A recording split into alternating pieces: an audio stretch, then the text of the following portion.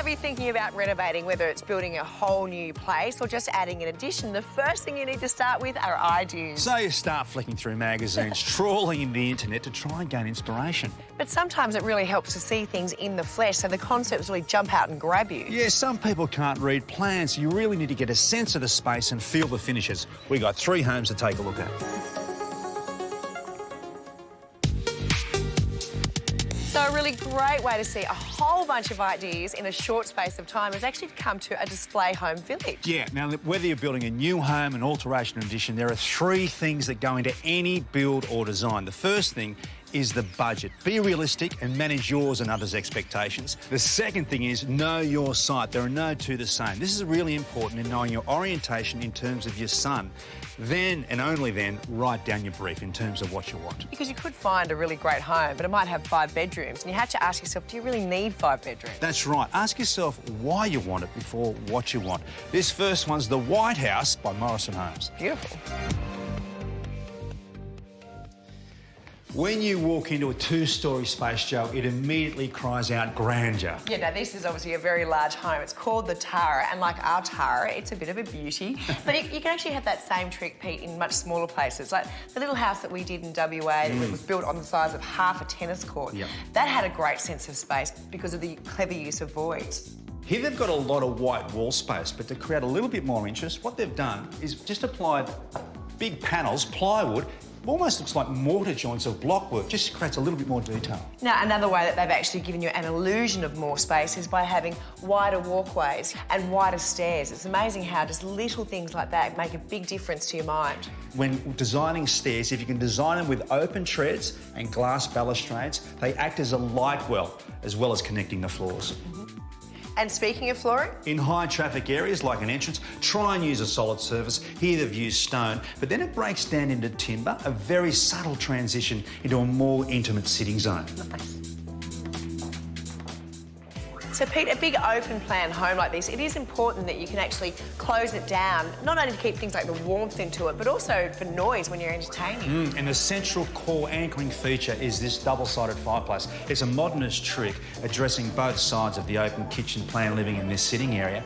And it's veneered with split-faced travertine on villa board. So this could be marble. It's a very economical way of achieving a very, very classic feature. Well, even more economical is to buy in bulk. You'll see that they've actually used that travertine time and time again, repeating it throughout the home. So buy once and get bang for your buck.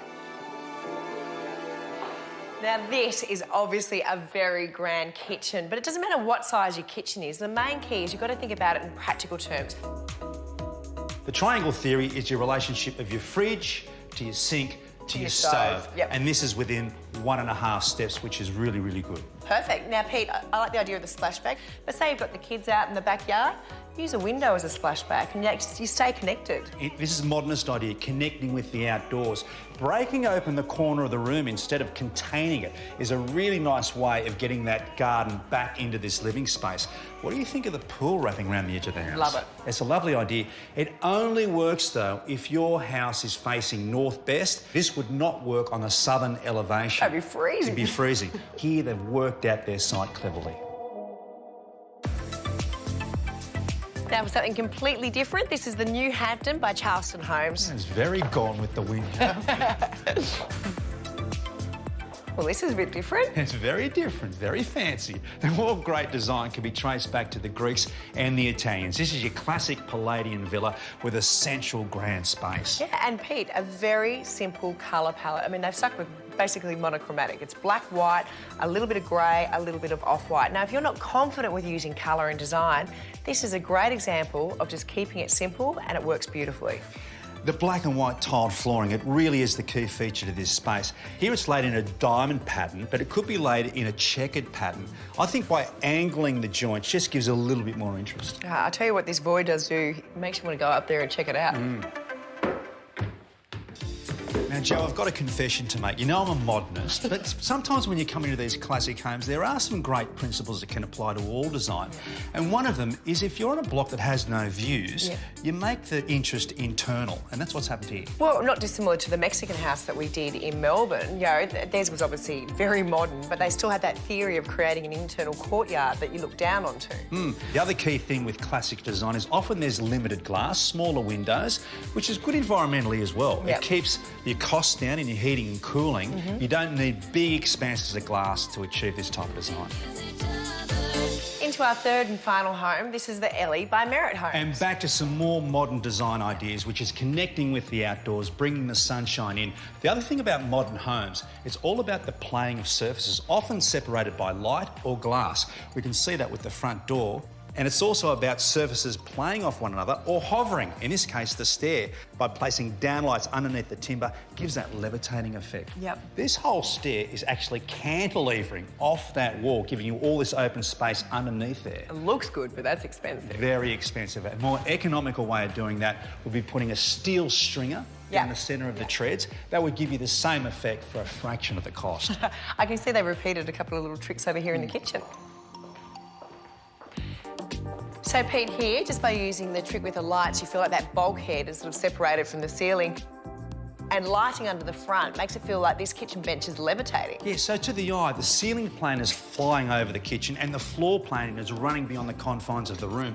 These are very simple modernist tricks. The other thing about this, it's man-made stone as opposed to marble, Joe. Well, that means that you save a hell of a lot of money, but also marble is incredibly porous. So sometimes practicality needs to trump extravagance.